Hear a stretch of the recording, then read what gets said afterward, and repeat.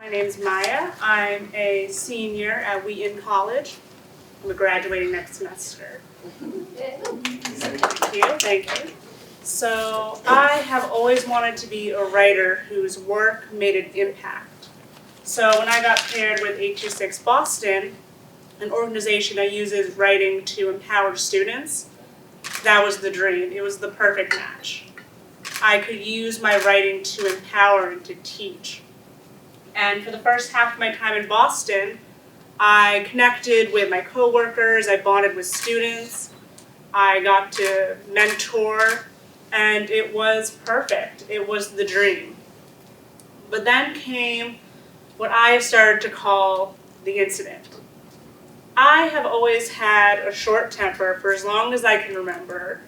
I get frustrated super easily, and when I get frustrated, I take it out in the most unhealthy ways. So I had an interaction with an individual who I interpreted as being disrespectful to me. And instead of walking away, instead of letting it go and being the bigger person, I reacted without thinking, and there was an altercation. After this altercation, I immediately went to my mentor and I broke down.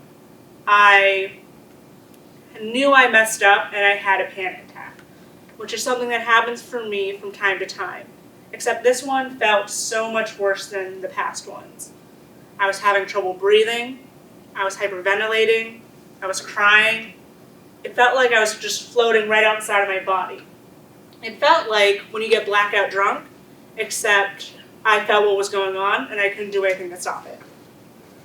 So my mentor drove me home early that day, and I thought that everything was messed up. I thought I'd ruined my perfect opportunity, and I thought the world was over. But after I got back from my leave of absence from the program, I was welcomed with a new opportunity. And this opportunity was working not at the school, but at the office, where I would be doing research for 826 Boston, and I would be developing workshops for the students. And at first I didn't believe it. I had messed up. I had royally messed up.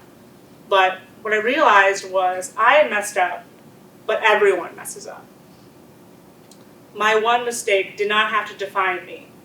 My mentor, my coworkers, they had all seen that I was bigger than my one mistake and that I deserved a second chance. During my leave of absence, I found my horoscope in a newspaper, and it told me that what you do for others will not be forgotten.